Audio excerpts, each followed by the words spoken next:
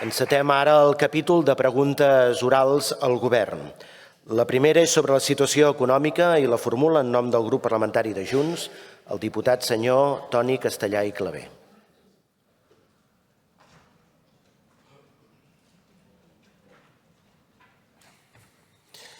Gràcies, president. Bon dia, honorable consellera. El govern aquest dilluns va presentar un paquet de mesures davant de la crisi dels arancels. Li pregunto, en quin pressupost extraordinari les desenvoluparà? Gràcies.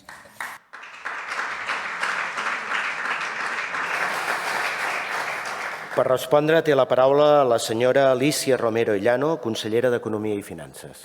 Bon dia, diputat. Doncs, com sap vostè, ens vam trobar el dilluns en una reunió que vam realitzar el conseller Dalmau, el conseller Samper i jo mateixa per explicar als grups parlamentaris quina era la proposta del govern, aquesta resposta ràpida que hem volgut donar a aquesta guerra comercial, aquesta guerra aranzelària marcada pel president Trump. Nosaltres hem fixat la mobilització de 1.500 milions d'euros, molts d'ells recursos que ja estan en aquests moments disponibles. El que fem, com pot entendre tothom, és reorientar-los. En un moment de crisi com aquest, el que cal és amb els recursos que ja tenim mirar de reorientar-los, tant en el cas d'acció, per exemple, en programes d'assessorament, que ara s'haurà de reforçar, òbviament, aquest reforç i aquest assessorament a les empreses que tenen prioritàriament el mercat americà com un dels mercats on estan exportant, però també en el cas, per exemple, de l'Institut Català de Finances, del que s'ha parlat durant aquesta sessió de control, que aquests 900 milions de finançament a través de crèdits circulants o crèdits per inversió que ja té es reforçaran les línies per a empreses que estan patint a les arancels. De fet, s'han posat ja en marxa aquestes línies i avui mateix les empreses ja poden trucar. És veritat que després hi ha una part d'aquesta mobilització més petita que caldrà de recursos extraordinaris i, per tant, esperem que en propers suplements de crèdit els puguem incorporar. Però d'entrada hi ha una gran part d'aquests recursos que ja estan disponibles i que el que fem és reorientar-los per donar resposta a aquesta crisi.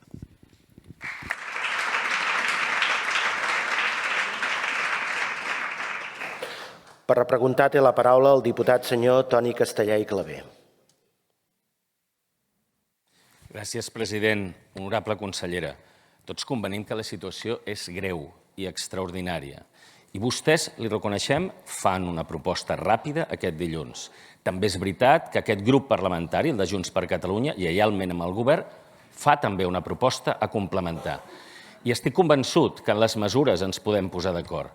Però miri, sincerament, si no hi ha pressupost, això no serveix de res. Si no hi ha pressupost, el paper ho aguanta tot, és fum, perquè vostè, en la seva resposta, m'ha acceptat, i és així, que de moment els recursos són els que ja hi eren en aquesta actual situació de pròrroga. Per tant, a situació extraordinària i greu, pressupost, no el que ja tenim, perquè si no el traurem d'on exactament. Això és el que ha de fer el govern responsablement. Actuar responsablement. El nostre grup parlamentari sempre actua responsablement i una vegada més ja hem fet la feina que vostès com a govern haurien de fer. Justament ahir, quan el Gobierno d'Espanya presenta el pla de finançament i de mesures respecte als arancels, el grup de Junts per Catalunya condiciona i introdueix 3 addendes. La primera, que els diners que es mobilitzin des d'Espanya siguin proporcionals al percentatge que exerceix d'exportacions Catalunya. El segon, que vostès, el govern, puguin gestionar aquests recursos i que, a més, es fiscalitzin. Per tant, exercim, i això vol dir que són 3.000 milions en benefici de les empreses catalanes que vostès, com a govern, hauran de gestionar.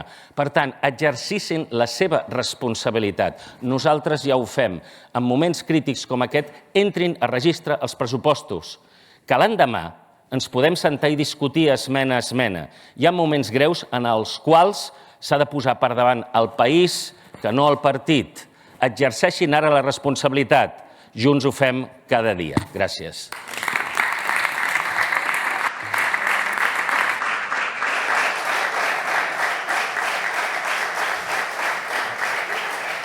Per respondre té la paraula la consellera d'Economia i Finances.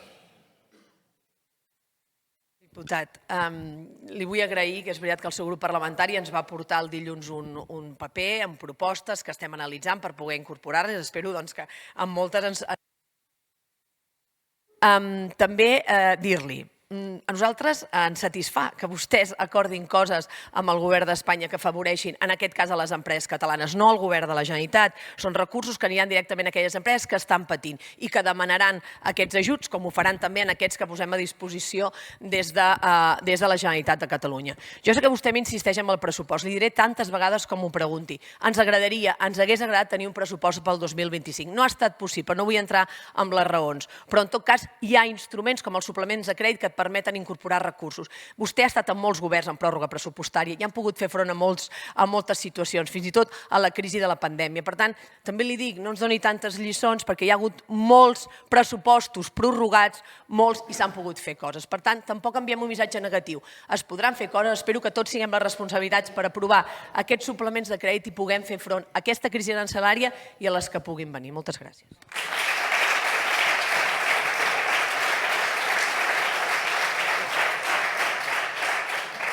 La següent pregunta és sobre les polítiques de seguretat i per formular-la en nom del grup parlamentari de Junts té la paraula el diputat senyor Isaac Padrós i Suárez.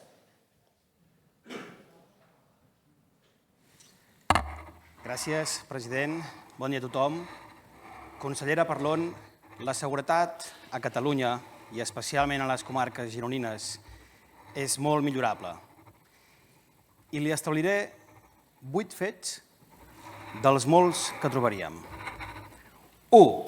El cos de Mossos d'Esquadra té les competències en matèria d'ordre públic a Catalunya i vostè n'és la màxima responsable. 2. En les seves visites a terres gironines, i li dic com a diputat per aquesta demarcació, vostè segur que també ha pogut copsar de primera mà quina és la situació. Una casuística extensiva arreu del país. 3. Com hem pogut comprovar aquestes últimes setmanes, a la demarcació de Girona hi ha municipis com Girona o Figueres amb barris amb problemes de seguretat i una manca de resposta policial estructurada. I també és la seva responsabilitat. 4. Estem parlant de talls de llum, estem parlant de robatoris de cable elèctric, de plantacions i tràfic de drogues o incidents amb armes de foc.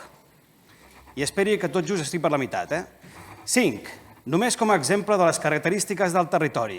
A la comarca de l'Alt Empordà hi ha 68 municipis, massa sovint molt poques patrulles per tot el territori. De fet, és la comarca amb més municipis de Catalunya, més enllà de ser transfronterera i costanera.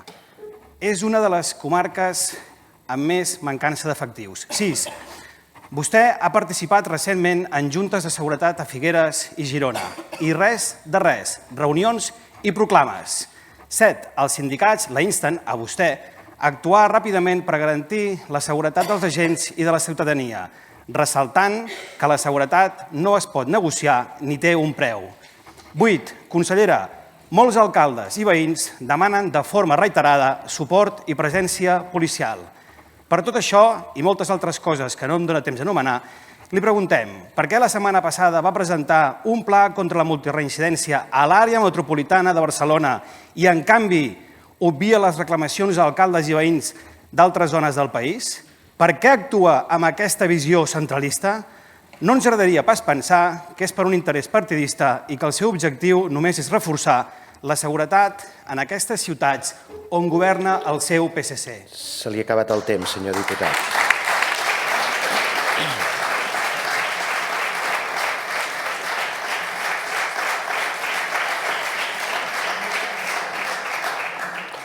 Per respondre té la paraula la senyora Núria Parlon i Gil, consellera d'Interior i Seguretat Pública.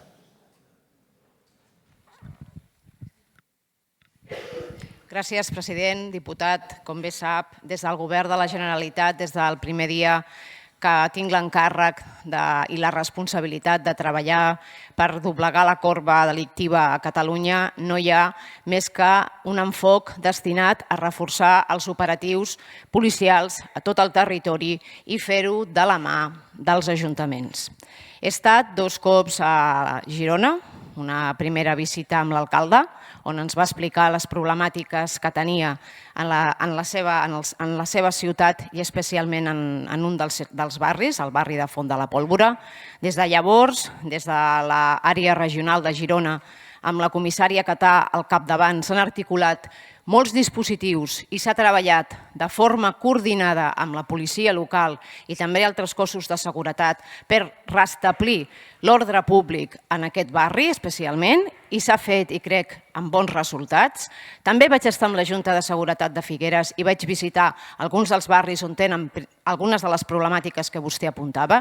També hem reforçat els mitjans per poder treballar, però tingui en compte que necessitem, com bé sap, l'ampliació de la plantilla del cos de Mossos d'Esquadra, que en aquesta línia s'està treballant, que el govern anterior ja havia posat en marxa promocions per poder dotar-nos els mitjans necessaris per fer front a les noves realitats i als nous desafiaments en matèria de seguretat. Al juliol sortirà una primera promoció de més de 400 agents. Pensi que són promocions de 800, però que la plantilla es jubila. I, per altra banda, el dispositiu al que feia referència, el dispositiu Campai, treballa per enfocar una resposta adequada des de l'àmbit policial a les qüestions de multireincidència. I es va fer al municipi de Badalona, al municipi de l'Hospitalet, al municipi de Barcelona, a l'aeroport i també al port. Aquesta és una manera de treballar, de coordinació d'efectius, de saturació en l'espai públic, que l'estendrem al conjunt de Catalunya. S'ha començat en l'àrea metropolitana, ara mateix també tenim una experiència pilot a Ponent per intervenir en el segon nivell de seguretat amb els equips d'ARRO i reforçar les intervencions per prevenir la comissió de delictes per multireincidents, i amb els mitjans que tenim els estem enfocant en combatre la delinqüència, que és la nostra obligació i la nostra responsabilitat com a govern de Catalunya.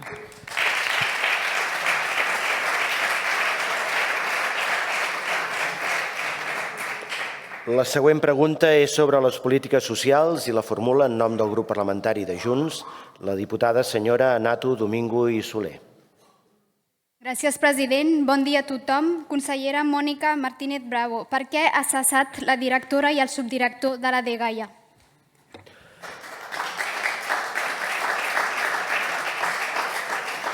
Per respondre, té la paraula la senyora Mònica Martínez Bravo, consellera de Drets Socials i Inclusió. Gràcies, president. Gràcies, diputada. Hem cessat l'anterior directora general de la dgaia perquè no volem renunciar a la transformació profunda que necessita aquesta direcció general. Hi ha un model d'excel·lència i de lideratge que ens permeti donar un bon serveis d'excel·lència als infants i als menors tutelats per la Generalitat de Catalunya.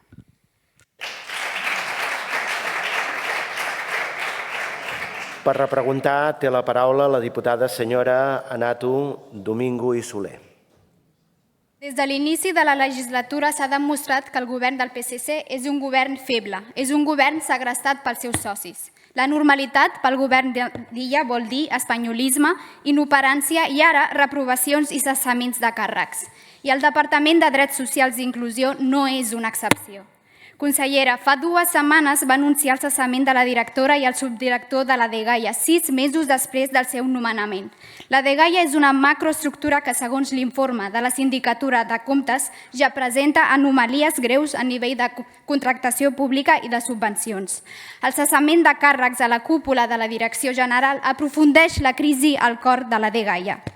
Des de Junts hem demanat la seva compareixença al Parlament, com també la de la directora i el subdirector destituïts, per garantir la transparència de les institucions. Aquest és un tema molt sensible. La dgaia tutela 19.000 menors, dels quals 9.000 són extutelats que necessiten que es garanteixin els seus drets bàsics, per tant, que funcioni el sistema. Consellera, com pensa encarrilar la feina i el lideratge de la dgaia? Necessitem un lideratge fort perquè la direcció compleixi el seu propòsit. L'única forma de garantir la confiança dels ciutadans en les institucions públiques és exigint més transparència i sent rigorosos en la fiscalització de la gestió dels recursos públics. Des de Junts demanem al govern que estigui a l'alçada dels reptes socials de Catalunya i que defineixi una estratègia clara per sortir d'aquesta crisi. Gràcies.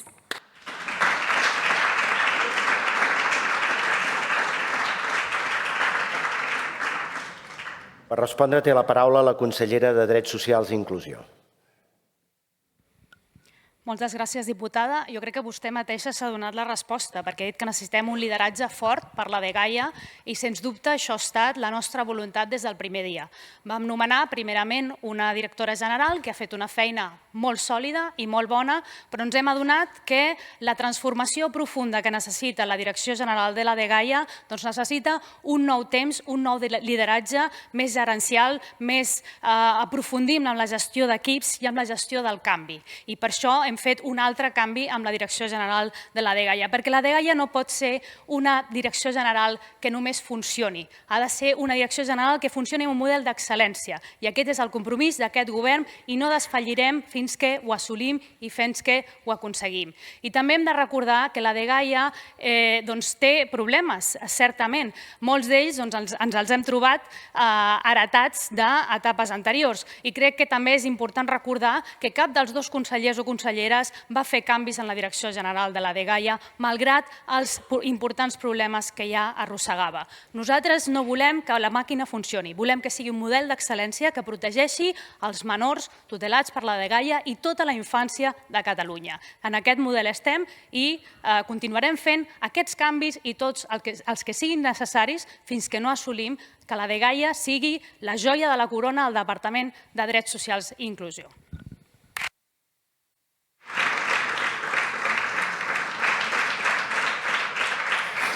La següent pregunta és sobre les inversions industrials al Penedès i la formula en nom del grup parlamentari d'Esquerra Republicana de Catalunya la diputada senyora Lluïsa Llop i Fernández.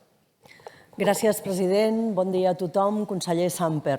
El Baix Penedès té la taxa d'atur més elevada de Catalunya amb un 12,81%, que sent la taxa més baixa que té des del 2008, continua estant a 4 punts, més de 4 punts, per sobre de la mitjana catalana. Conseller, què està fent el govern per reduir l'atur al Baix Penedès?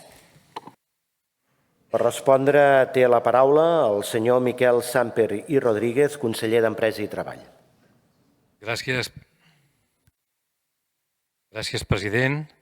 El govern aposta per la cohesió territorial com a base de la prosperitat compartida. El Penedès és rellevant des d'aquesta perspectiva empresarial perquè una empresa té una diversificació, per exemple, en un sector agroalimentari important, amb una indústria forta i amb un turisme consolidat. Empreses optimistes perquè ho diuen els propis empresaris amb una enquesta que s'ha fet recentment la setmana passada, on diuen que en aquest segon trimestre, amb tota seguretat, hi haurà una consolidació empresarial i de l'ocupació. Un bon posicionament del Penedès, un teixit empresarial dinàmic, amb una equidistància entre Barcelona i Tarragona que cal aprofitar. El govern vol potenciar, per tant, que hi hagi més activitat.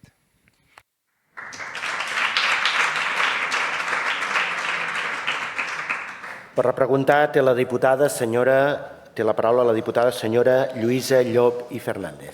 Gràcies, president. Gràcies, conseller, per la seva resposta, però en tot cas el que estem convençuts des d'Esquerra és que el que ens calen són, especialment en el Baix Penedès, solucions estructurals. Des d'Esquerra sabem que la reducció de l'atur passa per un canvi de model productiu, per la reindustrialització, per atraure projectes de tractor d'alt valor afegit que generin llocs de treball al llarg de tota la cadena de valor. El Baix Penedès té una estructura clau per impulsar aquest canvi de model, i és l'Idiada. Una infraestructura única a Catalunya que ens permet innovar en l'àmbit de l'automoció, amb la prestació de serveis d'assaig, de recerca, de desenvolupament i control de qualitat i certificació. No volem resignar-nos a projectes que prioritzin només crear activitat econòmica. Allò que al segle XXI Catalunya serà logística o no serà és tan obsolet com els macrocasinos per afrontar el futur econòmic del nostre país. El conseller Torrent era plenament conscient de la importància d'Idiada pel teixit econòmic del Penedès i del país. I per aquest motiu el Departament d'Empresa i Treball va garantir-ne la seva continuïtat i la seva ampliació, adjudicant el 2024 el nou contracte de gestió d'Idiada per 25 anys, que genera riquesa, que genera llocs de treball al territori i que genera 800 milions d'euros d'ingressos a la Generalitat. També l'anterior legislatura el govern va incloure l'ampliació d'Idiada en les actuacions tractores del Pacte Nacional per la Indústria i el 2023 va començar a redactar el Pla Director Urbanístic del nou Centre d'Innovació del Vehicle Autònom i Connectat, que ha d'ampliar les instal·lacions d'Idiada cap als terrenys a l'antic Logis Penedès. Un exemple que il·lustra aquesta transició de la logística a la innovació. I sort que en vam garantir la continuïtat i posar les bases per l'ampliació, perquè des que el PSC governa la Generalitat que no tenim notícies de l'ampliació i hi ha preocupació entre els 14 municipis del Baix Penedès que estan passant mocions per reclamar-la. Tenint l'oportunitat, conseller, d'ampliar un projecte d'èxit que competeix en innovació i en valor afegit, que crea ocupació a una de les comarques que més ho necessita Catalunya, per què la Generalitat el té aturat?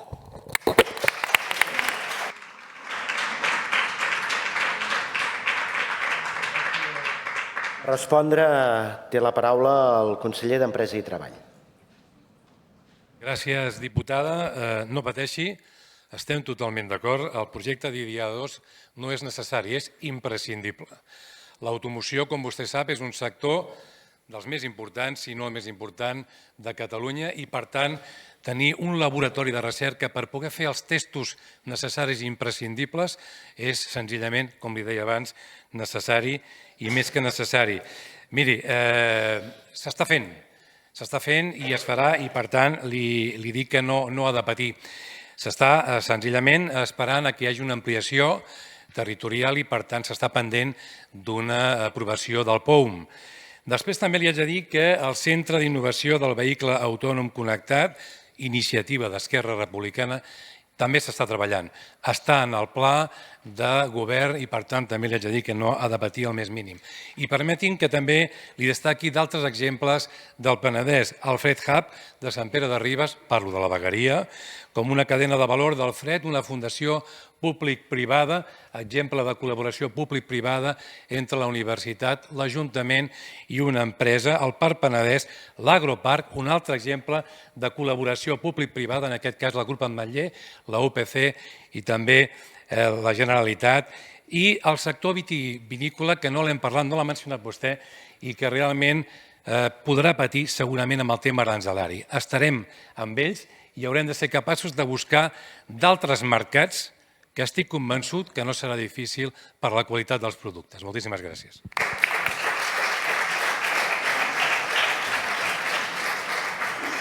La següent pregunta és sobre les polítiques de joventut i la formula en nom del grup parlamentari d'Esquerra Republicana de Catalunya la diputada senyora Mar Bessas i Casanovas.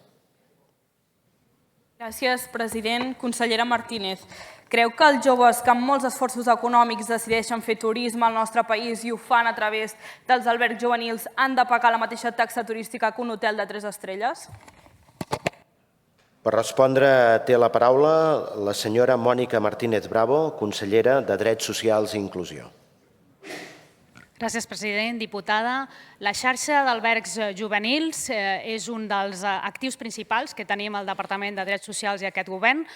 Són un actiu principal i, sens dubte, és una part fonamental de promoure el turisme juvenil i la cohesió social i el seguirem impulsant, sens dubte.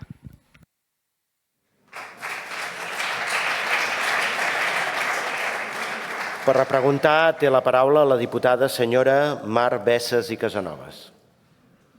Consellera, jo li he fet una pregunta molt concreta que vostè no m'ha respost. Compartim que és una prioritat pel país, però la proposta que ens porta el seu govern, i per fer números rodons, és que si actualment una nit en un alberg juvenil ronda els 20 euros, ara caldrà sumar-hi 11 euros per pagar aquesta taxa turística, és a dir, un 50% de més. I això és responsabilitat, consellera, efectivament, perquè les instal·lacions juvenils depenen de la seva conselleria, perquè precisament des de fa molts anys s'ha apostat per garantir l'oci i el lleure juvenil també a les instal·lacions juvenils per tal de promoure que els joves del nostre país puguin gaudir també d'un turisme de proximitat responsable i sostenible a través de la xarxa d'albergs. Però, malauradament, aquesta deixarà de ser una opció per a molts joves perquè vostès els hi pujaran un 50% al preu, equiparant-los a un hotel de 3 estrelles que clarament no té la mateixa finalitat. Aquesta és una situació que ens preocupa, així com el rumb del govern en les polítiques de joventut, perquè de moment ni són ni se'ls espera. Compareixences que arriben tard i sense cap avenç, o compareixences com la seva que ni tan sols arriben. El Pla Nacional de Joventut i el Pla d'Actuacions estaven fets i només calia l'aprovació definitiva. Al darrer debat de política general, vostès van votar una proposta de resolució per aprovar-lo abans d'acabar el 2024. 4 mesos més tard, res de res. Consellera, vostè es compromet a tenir aquests 2 plans aprovats al mes de juny? Pel que fa a l'estratègia de reconeixement en el lleure, ens han fet perdre tot un curs. Més aviat els hi han fet perdre tot un curs. Cap avenç. Hi havia un consens amb els agents implicats. Hi havia 3 espais per poder-ho treballar i poder-ho desplegar. El comitè consultiu, la comissió interdepartamental i 2 grups de treball. 8 mesos més tard no n'han convocat cap. Ho faran? Consellera, els demanem lideratge, ambició i voluntat de transformació.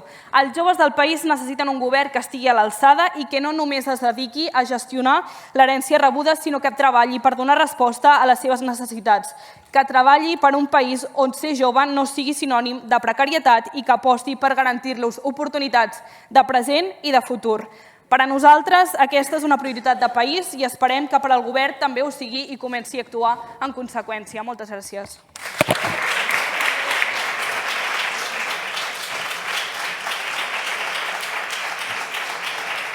Per respondre té la paraula la consellera de Drets Socials i Inclusió.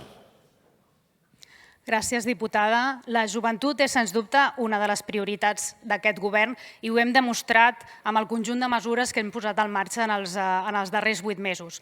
Per començar, aquest govern està impulsant un dels principals expansions d'habitatge públic de Catalunya amb 50.000 nous pisos amb una reserva d'habitatge juvenil del 25%, acompanyat d'un pla d'emancipació juvenil que també vol fer que sigui més fàcil l'emancipació. 7.500 places en formació professional i la temporalitat i l'atur juvenil no havia estat més baixa que en les darreres dècades. Llavors jo crec que el compromís d'aquest govern amb la joventut és clar i contundent.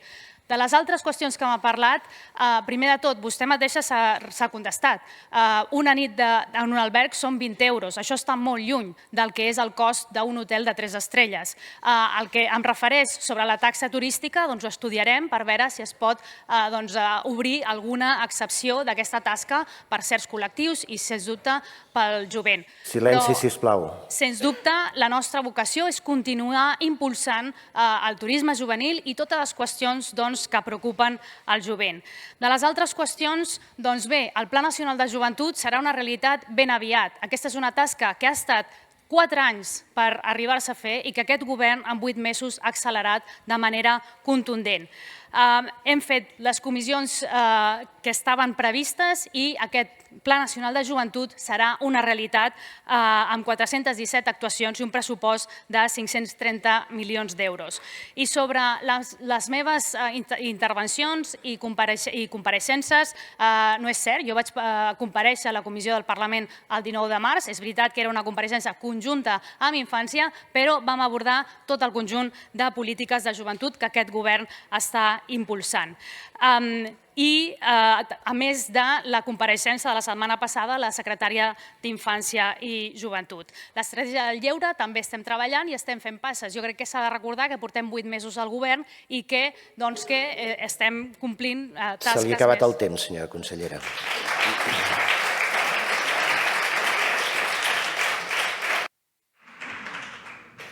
La següent pregunta és sobre la necessitat de tancar l'oficina d'atenció a Israel davant els greus crims que està cometent a Palestina. La formula en nom del grup parlamentari Comuns, el diputat senyor Andrés García Berrio. L'Estat d'Israel aplica un sistema d'apartheid al poble palestí. Així ho va reconèixer aquest Parlament el 2022 i així ho diuen organismes internacionals com Amnistia Internacional o Human Rights Watch. La flagrant vulneració del dret internacional que va suposar els intolerables atacs de terrorisme realitzats per Hamas el 7 d'octubre de 2024 en cap cas justifiquen els greus crims que s'han realitzat des d'aquell moment per part del govern d'Israel. Al 2024, la Cort Penal Internacional va considerar que el govern d'Israel havia comès crims de guerra i de lesa humanitat a Gaza, des d'almenys el 8 d'octubre de 2023. Amnistia Internacional, a un informe que també s'ha presentat recentment en aquest Parlament, planteja que estem davant d'un crim de genocidi, no només pels atacs brutals que s'estan fent contra la població civil, sinó també per la intencionalitat que es deriva tant de les declaracions dels seus líders polítics, sinó també dels fets. I també cal tenir molt en compte que s'ha trencat l'alp al foc fa unes setmanes, que més de 1.400 persones han estat assassinades des de llavors i que més de 500 serien nens i nenes. Des de l'8 d'octubre de 2023 estem amb més de 50.000 persones assassinades, més de 15.000 d'aquestes serien nens i nenes. A més, periodistes, més de 200 s'han matat, s'han assassinat més periodistes que a la Segona Guerra Mundial. És per això que davant d'aquesta situació cal donar passos endavant, que cal que la comunitat internacional de manera molt clara li digui a l'Estat d'Israel que no pot continuar amb impunitat.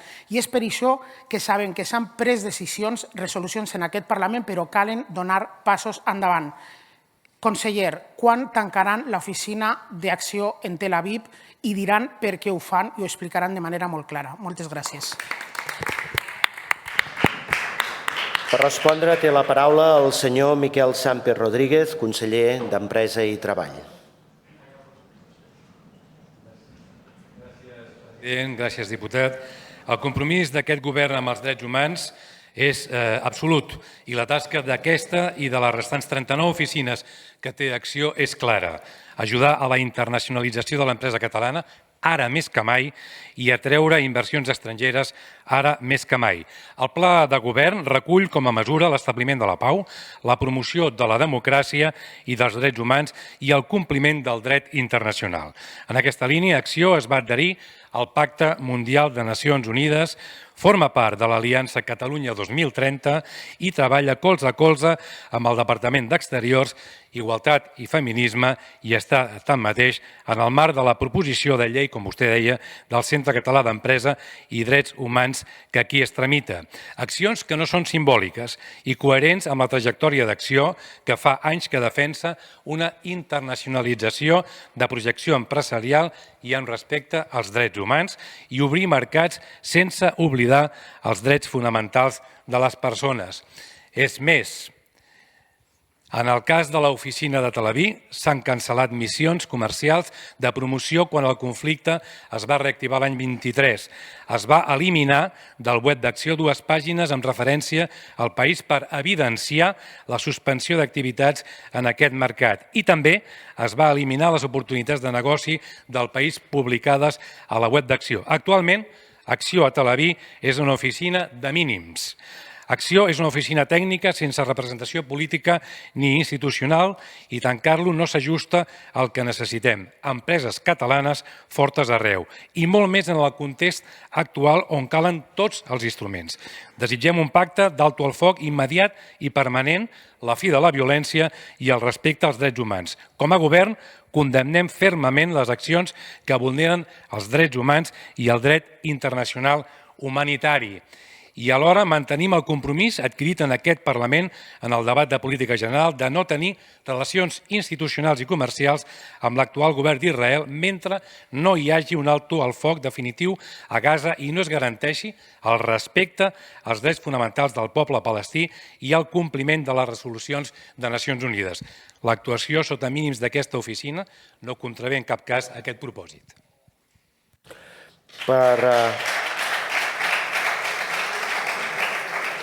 Per repreguntar té la paraula el diputat senyor Andrés García Berrio. Conseller, no es tracta de no anar en contra dels drets humans, es tracta de defensar els drets humans i dir-li al món que el govern de la Generalitat tanca l'oficina d'Acció perquè s'està cometent un genocidi. I de la mateixa manera volem dir-li al govern que cal fer passos a la fira perquè s'estan permetent i que pensem que hi ha marge perquè és un consorci amb participació pública perquè no participin empreses com Israel Aerospace Industries, que el govern de Macron va impedir que participés a una fira a França i aquí a Catalunya no ho estem fent. Cal defensar els drets humans de manera més clara. Se li ha acabat el temps, senyor diputat.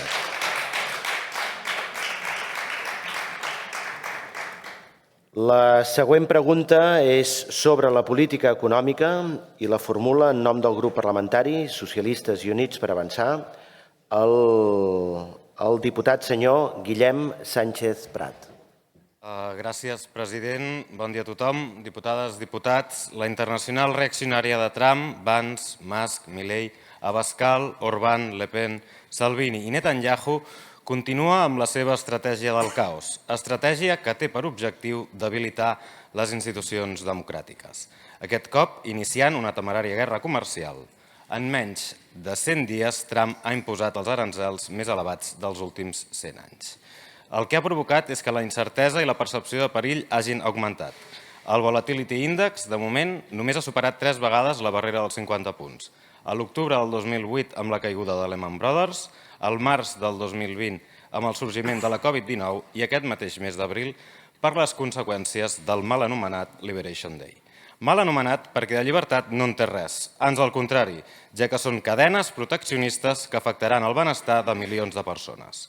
Perquè el seu model econòmic és el de l'acumulació insolidària de riquesa que implica el debilitament de les institucions democràtiques i el seu marc d'operacions és el de la internacional reaccionària i no el de l'Europa democràtica i de progrés, que és el model de la prosperitat compartida. Els increments d'aranzels afectarien a Catalunya en 4.300 milions d'euros de les exportacions als Estats Units i a les 3.161 empreses exportadores, que són el 4,3% de les exportacions i el 17,2% de les empreses exportadores. Els sectors potencialment més afectats serien el farmacèutic, l'agroalimentari, la metal·lúrgia i el sector químic. Productes que perfectament podrien ser de CAC, Lloreda, Canovelles o de Ripoll a les Franqueses del Vallès. Empreses que l'honorable consellera Romero va visitar la setmana passada. És per això que el govern va presentar aquest dilluns el Pla de Defensa de la Catalunya de tothom als agents econòmics i socials. Honorable consellera Romero, si us plau, podria detallar-nos el Pla de Defensa de la Catalunya de tothom? Moltes gràcies.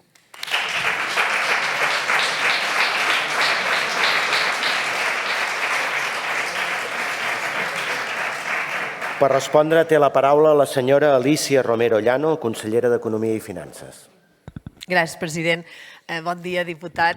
Doncs, com dèiem abans, és veritat que estem davant d'una guerra comercial que ens preocupa i sobretot que genera moltes incerteses. No sabem què passarà quan ens llevem amb una nova ocurrència del president Trump i per tant hem d'estar amatents a tot això, a totes les decisions que es van prendre i després les conseqüències que tenen. Però deia vostè, és veritat, afecta el 17,2% de les empreses que exporten, perquè són les que han obert mercat als Estats Units, i el 4,3% de les nostres exportacions, i malgrat que sigui una xifra petita, ens ha d'ocupar. Hi ha sectors com el sector agroalimentari, ho parlàvem molt amb el conseller Ordeig, que estan molt afectades perquè el vi, l'oli o el cava són productes que exportem de manera generalitzada als Estats Units. Per tant, hem de fer-hi front. Per això el govern ha donat una resposta ràpida, una resposta davant aquestes incerteses que pretén, com a mínim, pal·liar aquestes primeres conseqüències davant d'aquesta crisi dels arancels. Ho hem fet amb 5 grans blocs. El primer bloc és el dels ajuts sobretot al sector agroalimentari, però a totes les empreses que estiguin patint, des del punt de vista ajuts a fons perdut, però també ajuts per ajudar les empreses a buscar nous mercats i, per tant, a reorientar les seves exportacions. També crèdits a través de l'Institut Català de Finances, crèdits al circulant, crèdits a la inversió, i en aquest sentit són 900 milions. Són molts recursos que tenen molt sentit en aquests moments. A més, seran uns crèdits que tindran una carència d'un any o de 3 a 5 en el cas de les inversions i a retornar en 5 o 15 anys. Per tant, unes bones condicions, a més, veuran bonificades a través d'economia amb un 1,5% dels interessos. Per tant, una bona proposta. Després també, i ho deia abans el president, amb fons de capitalització que hi ha a través de l'ICF, que també comentava la diputada Capella, fons per entrar en companyies, donar estabilitat, sobretot companyies en sectors estratègics per a Catalunya, després assessorament i acompanyament a les empreses que estiguin patint aquesta situació i després campanyes de comunicació perquè també hem de poder explicar a la població la importància dels nostres productes aquí, perquè tinguem aquesta sensibilitat, però també arreu perquè conegui els productes catalans i els comprin. Per tant, hem intentat treballar aquests 5 grans blocs, moltes mesures, 1.500 milions d'euros que mobilitzem, caldran que siguin més segurament, escolta'm, els anirem incorporant, però el que necessitem sobretot és unitat i aquí sumar els esforços de tothom per donar la millor resposta des de Catalunya. Moltes gràcies.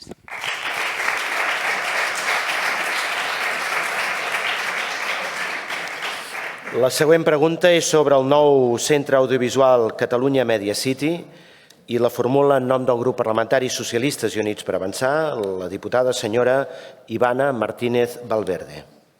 Gràcies, president. Bon dia a tothom. Conseller Dalmau, El projecte Catalunya Media City ha estat anunciat com una gran aposta del govern per impulsar el sector audiovisual i les indústries creatives del nostre país. És un projecte que es presenta ambiciós amb l'objectiu de convertir Catalunya en un hub de referència al sud d'Europa, que generarà llocs de treball i a la vegada retenir i atraure talent, reforçant el pes de l'economia del coneixement dins del nostre teixit productiu. Una aposta de país amb l'objectiu que Catalunya tingui un centre de referència en producció, recerca, capacitació, especialització, professional i serveis per als sectors audiovisuals de contingut digital i del videojoc. Posant en valor la comissió mixta que exerceix les funcions de governança, interlocució institucional i gestió del projecte i comptant amb representants de les 4 institucions que en formen part. Generalitat, encapçalada per vostè, Consorci del Besòs, Ajuntament de Terrassa i la Corporació Catalana de Mitjans Audiovisuals. Des del nostre grup, el PSC Units per Avançar, sempre hem defensat la necessitat de polítiques públiques que apostin per sectors estratègics, que generin valor afegit i que contribueixin a la diversificació de la nostra economia. Però també considerem fonamental que aquests projectes es desenvolupin amb una visió integral, amb la col·laboració público-privada real, amb una planificació territorial equilibrada, amb accés a la formació i al talent, i amb mecanismes de transparència i rendiment de comptes.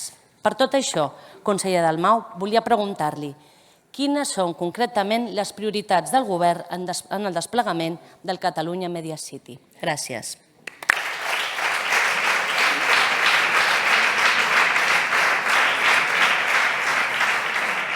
Per respondre té la paraula el senyor Albert Dalmau i Miranda, conseller de la Presidència.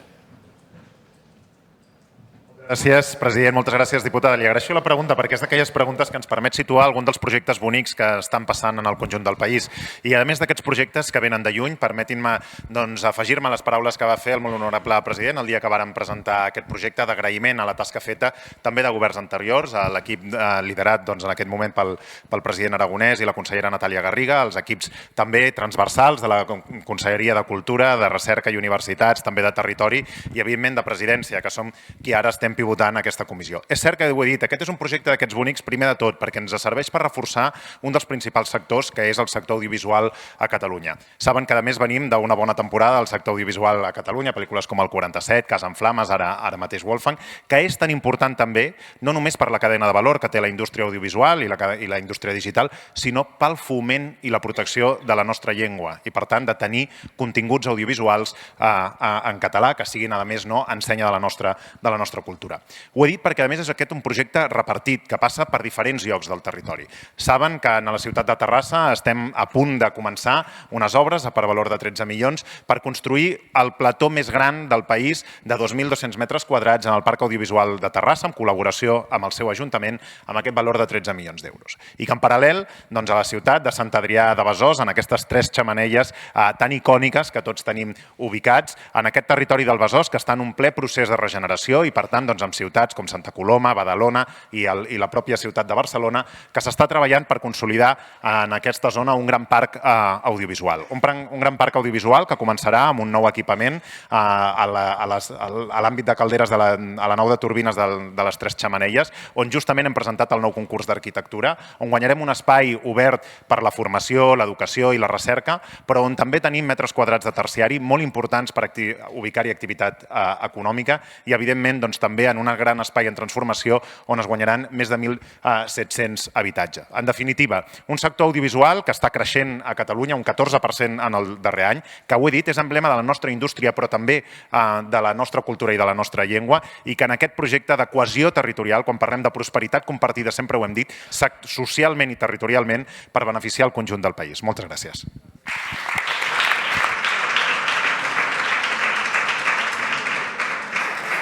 La següent pregunta és sobre l'estratègia de lluita contra la pobresa infantil i per formular-la en nom del grup parlamentari Socialistes i Units per Avançar té la paraula la diputada senyora Mònica Ríos García. Gràcies, president. Bon dia a tothom, consellera Martínez Bravo. Segons la darrera enquesta de condicions de vida realitzada per l'Institut d'Estadística de Catalunya, les dades de 2024 reflecteixen un augment o millora de la renda de les llars, degut, entre altres factors, a la pujada del salari mínim interprofessional, a l'increment de l'indicador de renda de suficiència de Catalunya, a la revalorització de les pensions i al creixement econòmic general, entre d'altres factors. Així mateix, l'índex de Gini, que mesura les desigualtats en els ingressos, també mostra una tendència favorable i aquest s'ha reduït gairebé un punt. Observem també una lleugera tendència a la baixa d'altres taxes, com per exemple la taxa AROPE o la taxa de privació material severa. Però si ens fixem en les desigualtats que afecten a la infància, la taxa de pobresa infantil segueix sent elevada i, a més, aquesta s'incrementa, situant a la infància i a l'adolescència en el grup social de població més empobrida. Des del grup parlamentari Socialistes i Units per Avançar sempre hem lluitat per la justícia social, l'equitat i la igualtat d'oportunitats i, per tant, avançar envers una Catalunya que garanteixi aquest model igualitari on la prosperitat que es genera sigui compartida i que tots els infants i adolescents de Catalunya puguin tenir les mateixes oportunitats de futur independentment del seu codi postal. Per tot això, consellera, davant l'augment de la pobresa infantil a Catalunya, quins passos està seguint el Departament de Drets Socials i Inclusió per a l'elaboració i aprovació de l'estratègia de lluita contra la pobresa infantil?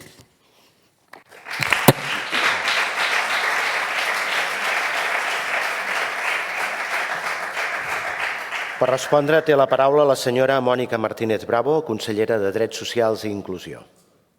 Moltes gràcies, diputada, per la pregunta. Estem totalment d'acord que la pobresa infantil és un dels principals problemes que tenim com a societat. No només les taxes són elevades, sinó també, com diu, s'estan augmentant.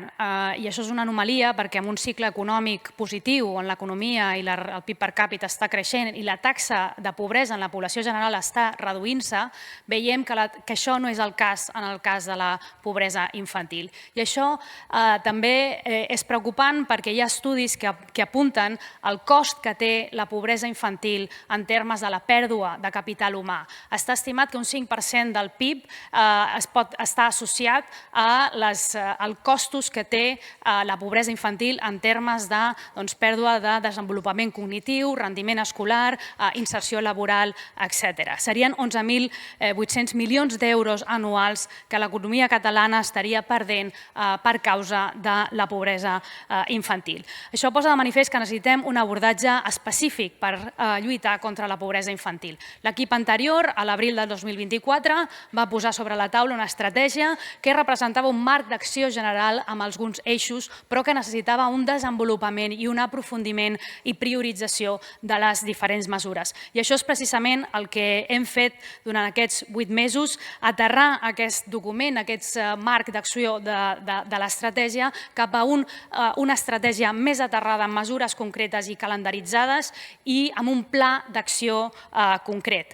Avui mateix hem reunit el Consell Assessor de l'Estratègia per anunciar-los i compartir aquests avenços i també consensuar aquest aprofundiment de l'estratègia. Demà tenim la Comissió Interdepartamental perquè aquest és un tema que interpel·la a pràcticament totes les conselleries i esperem aprovar la nova estratègia i pla d'acció 2025-2030 durant el mes de maig per acord de govern. Esperem que entre tots i amb el suport de tots els grups parlamentaris continuem avançant cap a lluitar contra aquesta xacra de la nostra societat que és la pobresa infantil. Moltes gràcies.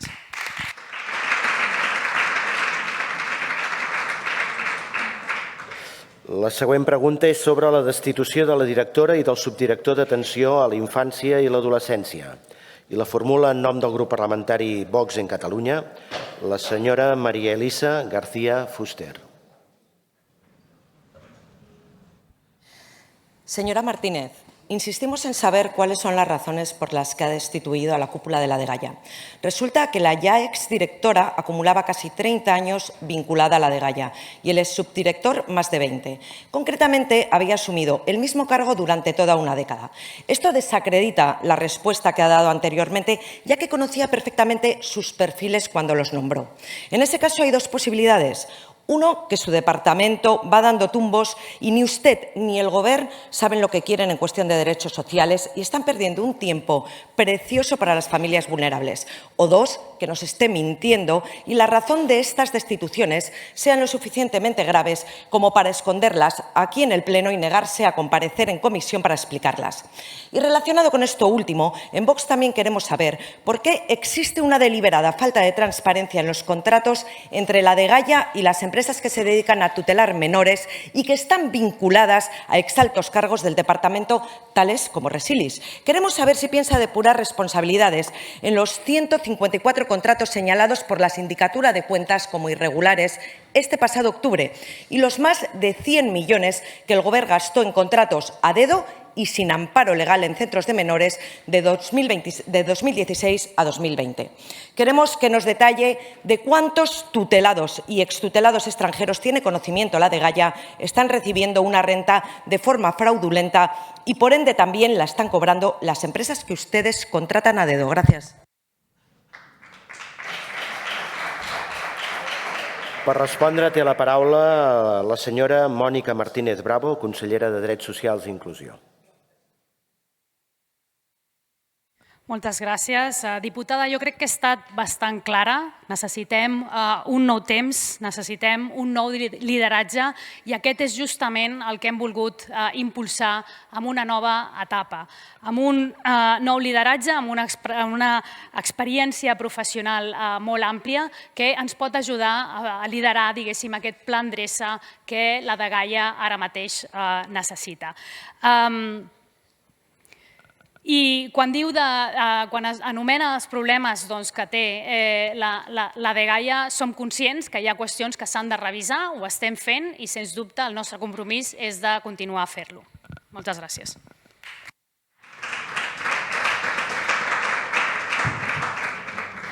Per preguntar té la paraula la diputada senyora María Elisa García Fuster. No ha contestado absolutamente a nada. ¿No tiene respuestas o las esconde? Mire, ese dinero que ustedes regalan a inmigrantes ilegales es nuestra hucha de las necesidades, con la que contribuimos todos los españoles y a los que ustedes abandonan. Pertenece a familias enteras que no tienen para comer, pertenece a más de 412.000 niños en riesgo de pobreza extrema que ustedes ignoran, pertenece a 26 personas dependientes que morían cada día durante el año pasado esperando una ayuda y pertenece a las madres solteras que se ven abocadas a vivir en la calle porque ustedes les niegan una asistencia para pagar el alquiler. Y mientras tanto, ustedes regalando nuestros recursos a extranjeros cuando las irregularidades y la sombra del fraude planea sobre la Dgaia. S'ha acabat el temps, senyora diputada.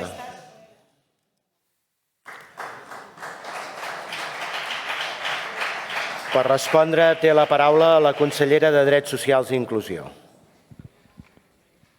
Moltes gràcies, diputada. Miri, nosaltres el que volem fer amb la Dgaia i en molts altres àmbits és justament el contrari que vosaltres feu i vosaltres proposeu. El que volem fer és millorar els serveis públics, fomentar l'excel·lència, portar els millors professionals i no desfallir fins que tinguem unes bones direccions generals a tots els departaments i fer els canvis que necessitem per aconseguir-ho. Vosaltres, en canvi, què proposeu? Què és el que proposeu fer amb la infància? Doncs ho ha expressat molt bé. El que vosaltres voleu fer és retallar ajudes a les persones vulnerables. No només als migrants, però també als d'aquí. No s'enganyin. És el que al final fan quan arriben als governs. Parlen de prestacions socials d'ajuda a persones vulnerables com pagues, com paguetes. Prou ja de desprestigiar l'estat del benestar perquè és tot paraules buides i quan arriben als governs el que fan és retallar les ajudes a les persones que ho necessiten i retallar els impostos a qui més tenen.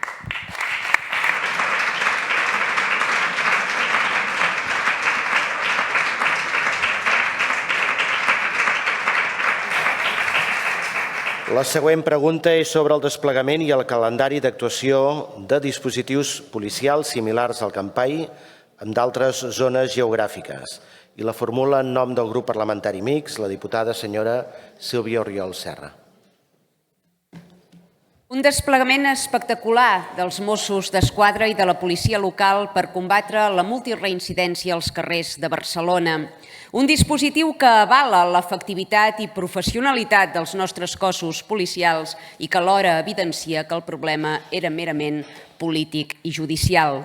Bona part dels catalans es pregunten si més enllà de l'espectacularitat de l'operació i el rèdit propagandístic que n'han tret, hi ha coordinació amb els estaments judicials, perquè els agents de policia han de poder treballar amb seguretat jurídica i amb la certesa que la seva feina tindrà continuïtat en la via penal i administrativa.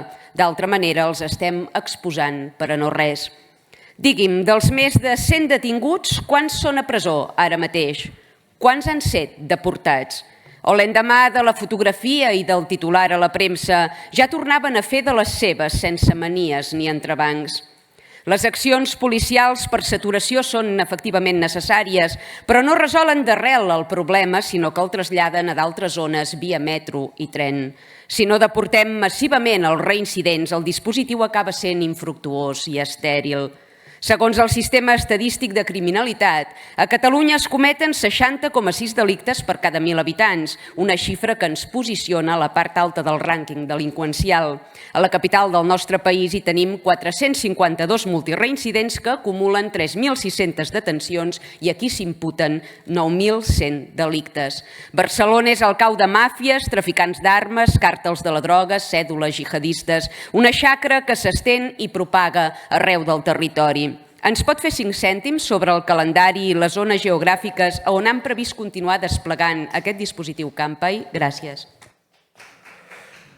Per respondre té la paraula la senyora Núria Parlon i Gil, consellera d'Interior i Seguretat Pública.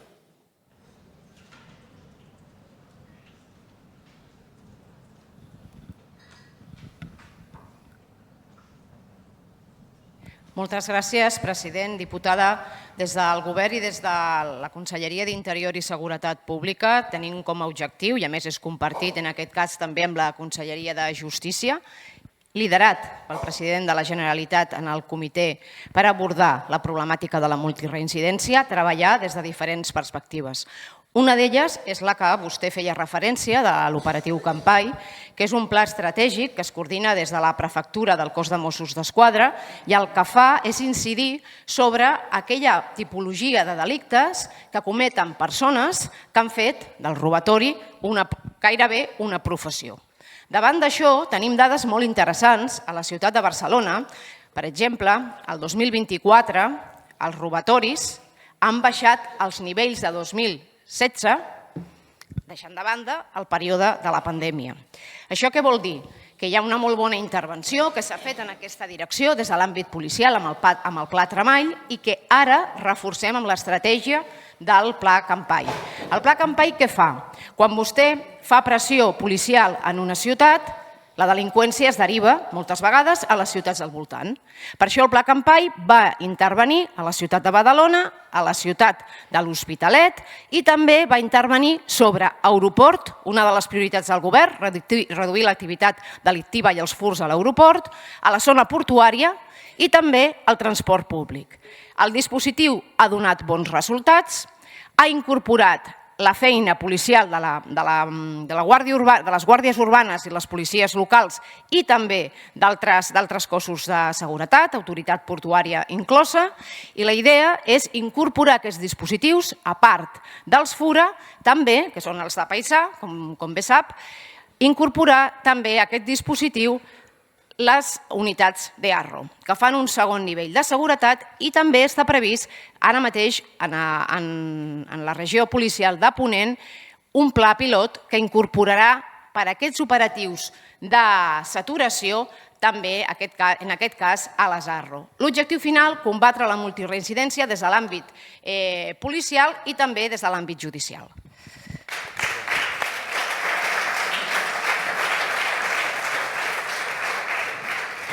Per repreguntar té la paraula la diputada senyora Sílvia Oriol Serra. La situació que han heretat és extremadament greu, però em temo que quan acabi la seva legislatura encara ho serà més, perquè no tenen majoria en aquesta cambra i han de fer la cara a cara a l'extrema esquerra. Utilitzen hàbilment els Mossos per fingir ser implacables amb la delinqüència, però tots veiem què voten aquí dins. Han votat de bracet amb els comuns a favor de mesures penals alternatives i de regularitzar presos estrangers dins els centres penitenciaris catalans. Vostès no fan costat a les víctimes, vostès amanyaguen i consolen a qui en roba, viola i assassina. La policia és implacable amb la delinqüència. Vostès no. I això no ho canviarà cap dispositiu Campa ni cap campanya publicitària. Això només es resol amb un canvi de govern. Per respondre té la paraula la consellera d'Interior i Seguretat Pública. Senyora Oriols, no tiri pel terra la feina que fa el cos de Mossos d'Esquadra i la resta de cossos de seguretat, incloses les policies locals de Catalunya. Ho fan amb molta professionalitat, sense cap mena d'interès propagandístic i estan fent molt bé la seva feina. Se li ha acabat el temps.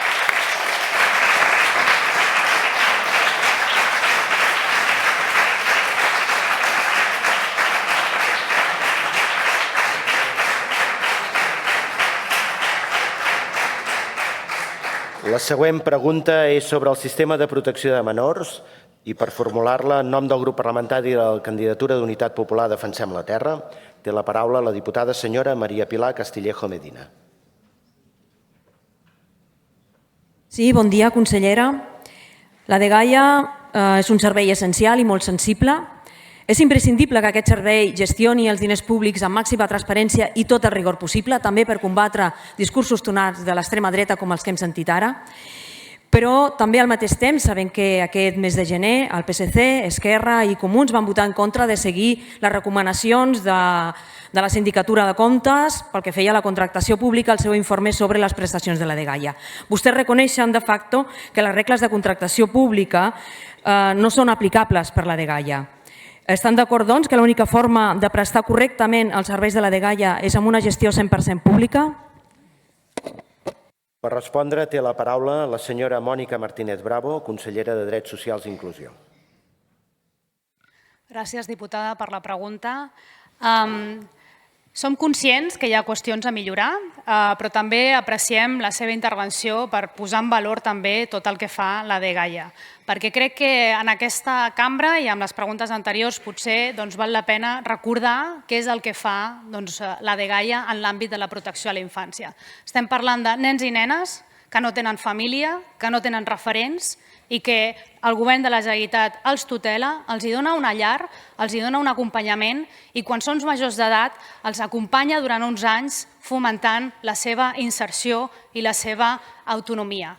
Són joves que amb 21 anys, inclús abans, el 90% o està estudiant o està treballant i són als 21 anys plenament autònoms. Som conscients que hem trobat coses que s'han de canviar. La dgaia ha estat franca, necessita un pla d'endreça. Donaré totes les explicacions necessàries en aquesta cambra i on sigui per explicar els passos que anem fent amb total transparència i abordant totes aquestes millores que necessita aquesta direcció general.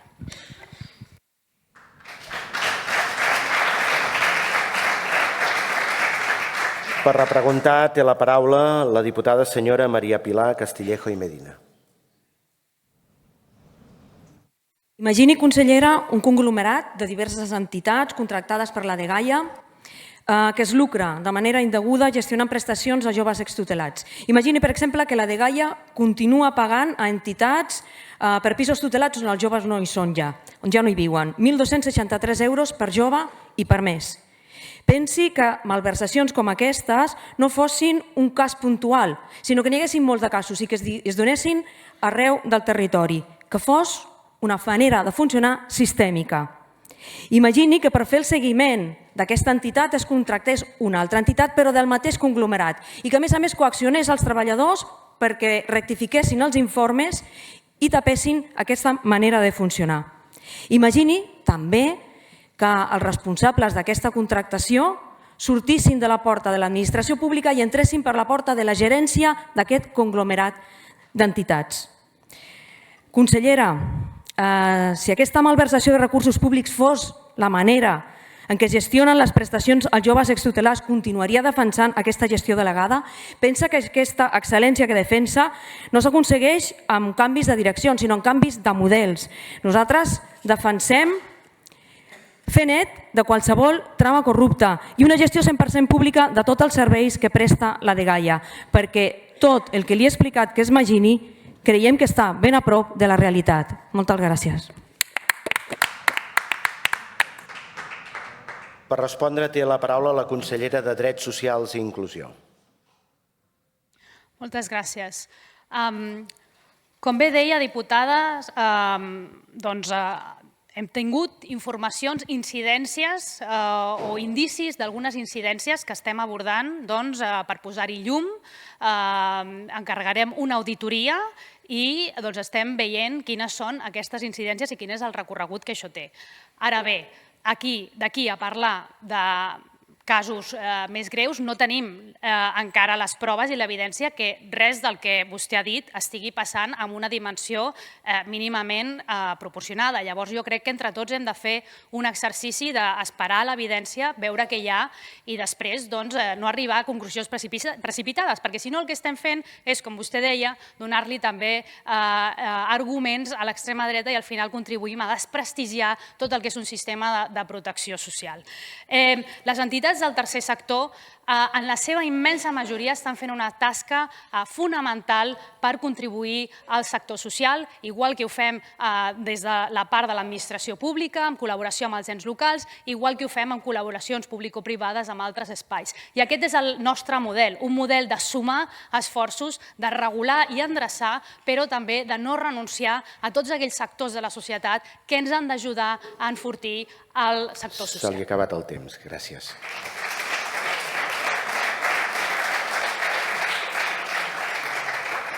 La següent pregunta és sobre el suposat lideratge de Catalunya i la formula en nom del grup parlamentari del Partit Popular de Catalunya el diputat senyor Juan Fernández Benítez. Gracias, president. Conseller, el president Salvador Illa está haciendo una gira para explicar su plan para que Cataluña lidere. ¿Es cierto que tienen un plan? ¿Nos lo podría explicar? Per respondre té la paraula el senyor Albert Dalmau i Miranda, conseller de la Presidència. Moltes gràcies, senyor president, senyor diputat. No només li podem explicar, sinó que vostè el pot llegir, es diu Pla Catalunya Lidera, es ve refermant en el creixement econòmic que està duent a terme al nostre país i en una proposta de 18.500 milions per acompanyar els sectors estratègics en el nostre país. Aquesta és la voluntat del nostre govern, tornar a reprendre el lideratge econòmic al conjunt d'Espanya. Comptarem amb vostès?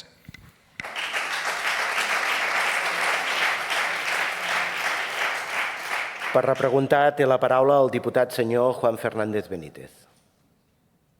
Conseller, con una explicación tan breve poco vamos a liderar. Pero qué casualidad que justamente ni usted ni el presidente hablan en sus conferencias de los rankings que Cataluña sí que lidera a día de hoy. Se los voy a enumerar. Somos líderes en listas de espera en la sanidad pública, líderes pero por abajo del ranking en calidad educativa, líderes en dejar tirados a los jóvenes catalanes. 30.000 alumnos se quedaron sin plaza de formación profesional el pasado curso, líderes en barracones, más de 900, líderes en listas de espera en dependencia. 34 personas mueren cada día en Cataluña esperando esa ayuda. Líderes en tiempo de espera para la evaluación del grado de discapacidad, 500 días. Líderes en lista de espera para una plaza en una residencia pública para personas con discapacidad, 6 años. Líderes en pobreza infantil. Líderes también en inseguridad ciudadana, los peores datos de los últimos 15 años. Líderes, como no, en ocupación ilegal de viviendas. Líderes también en impuestos, en ahogar a las familias y las empresas en un infierno fiscal. Todos estos datos solo reflejan una cosa, que hemos pasado de la estafa piramidal del proceso independentista a la estafa de la normalidad institucional y el govern de tothom. En la estafa del procés, mientras unos creaban un estado imaginario, su Matrix particular, los servicios públicos, la Cataluña real, se caía a trozos. Y ahora con el govern de tothom, con esa normalidad institucional que ustedes nos venden, siguen subiendo impuestos, siguen creando macroestructuras, pero sobre todo siguen cediendo a las pretensiones de los independentistas. Lo que deben hacer es criticar menos a otras comunidades autónomas y aprender. Y sobre todo, gobernar. Menos lecciones, menos conferencias, menos giras de autobombo y más arremangarse para revertir el caos y el colapso que estamos viviendo en Cataluña. Y sobre todo, en este momento.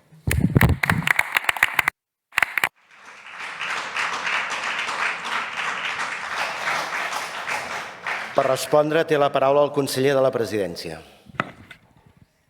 Moltes gràcies, president. Senyor diputat, a quines comunitats autònomes vol que copiem?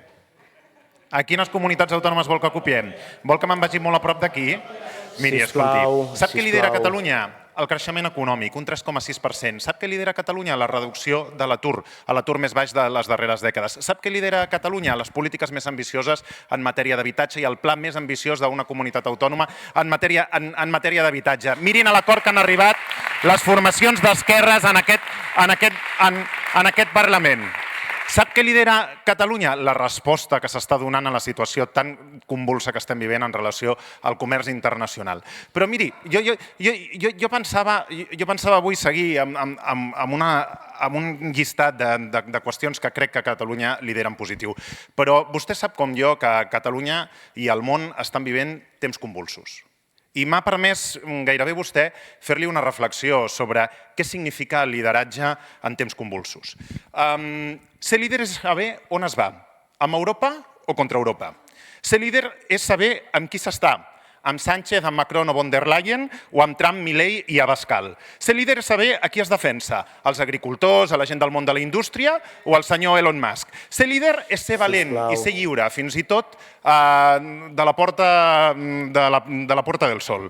Ser líder és tenir sentit d'estat i sentit de país. Ser líder és no tenir por a acordar i a fer propostes, que no n'he sentit ninguna. Ser líder és ser generós i una mica humil. On és el lideratge del Partit Popular?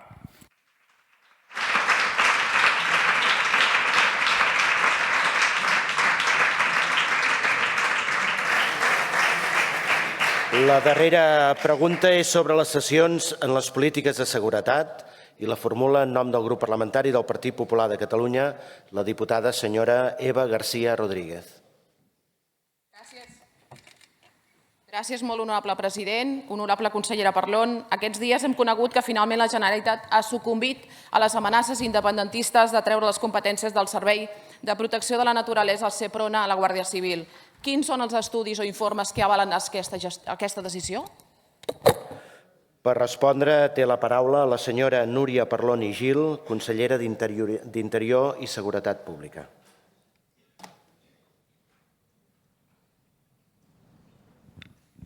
Gràcies, president.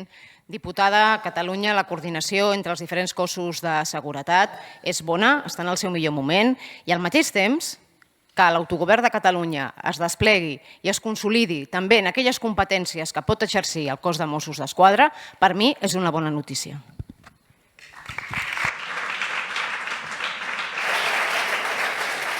Per repreguntar, té la paraula la diputada senyora Eva García Rodríguez. Senyora consellera, aquesta no és la resposta que justifica precisament que el seu govern hagi expulsat de Catalunya un grup d'èlit com és el Seprona, una unitat altament especialitzada i prestigiosa amb dècades d'experiència en la protecció del medi ambient. Aquesta transferència és un pas més en el desmantellament de les forces i cossos de seguretat de l'Estat a Catalunya, cedint competències clau a la Generalitat per motius polítics i no tècnics, la qual cosa erosiona la presència i l'autoritat de l'Estat a Catalunya. Vostès, socialistes, utilitzen aquesta sessió com a moneda de canvi per obtenir suports dels partits independentistes com Junts o Esquerra Republicana en lloc de prioritzar la seguretat i l'interès general dels catalans. Reconeguin el treball històric de la Guàrdia Civil a Catalunya, defensant que la seva retirada progressiva de competències és un atac a una institució ben valorada. Tant és així que els catalans, segons les enquestes, valoren millor la Policia Nacional i la Guàrdia Civil que el govern de la Generalitat. Consellera, quant de temps seguiran venent la seguretat de Catalunya a canvi d'uns vots independentistes aquí i a Madrid mentre desmantellen a una Guàrdia Civil que vostès mai han sabut valorar? És aquesta la seva idea de policia integral? Els catalans saben que això no és per eficiència, sinó per la seva obsessió d'esborrar tot allò que fa olor d'Espanya. Vostès, socialistes, estan agenollats davant els seus socis d'Esquerra Republicana aquí i de Junts a Madrid, regalant-los el Seprona només perquè Sánchez pugui dormir una mica més tranquil a Moncloa.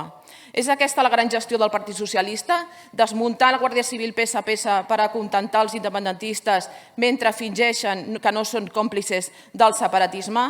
Consellera, té vostè suficients efectius de Mossos d'Esquadra per cobrir totes les unitats actualment en els ports i aeroports i ara, a més, assumir les competències que té la Guàrdia Civil en relació amb el medi ambient? Vostè sap que no. D'on ho pensa treure? La biodiversitat, el control de la caça i la pesca, la vigilància dels nostres espais naturals, els abocaments il·legals i els delictes mediambientals no poden dependre de les cessions que vostès fan constantment a l'independentisme. A vostès la seguretat els dona igual. Només volen perseguir tot allò que els recorda Espanya. Visca la Guàrdia Civil.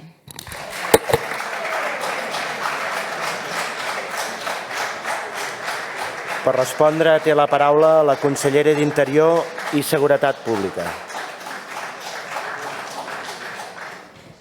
Gràcies, president.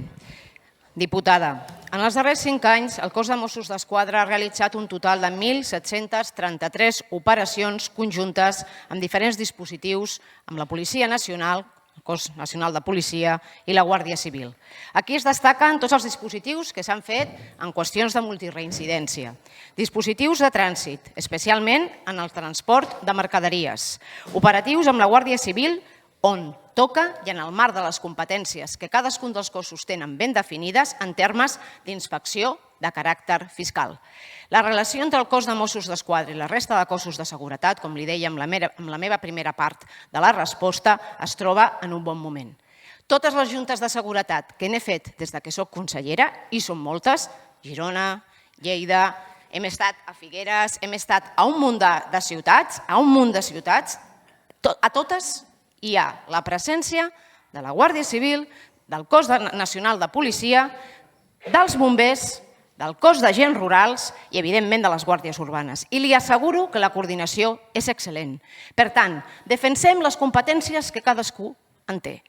Aprofundint l'autogovern de Catalunya perquè està preparat per poder assumir les competències que desplegava el Seprona, amb el cos de Mossos d'Esquadra, amb la unitat de medi ambient i també amb el cos d'agents rurals. I no fem política amb els cossos de seguretat ni amb la seguretat. La prioritat d'aquest govern és revertir la corba de delinqüència i fer-ho amb la màxima coordinació. Li he posat l'exemple d'aquests dispositius i recentment el dispositiu Campai també ha comptat amb la col·laboració tant del Cos Nacional de Policia com de l'autoritat portuària. Treballarem en aquesta direcció i aprofundirem les competències que pot tenir perquè està preparat el cos de Mossos d'Esquadra, des del més absolut respecte i des de la més absoluta coordinació. Si vostè parla amb el cos de Mossos... Se li ha acabat el temps, senyora consellera.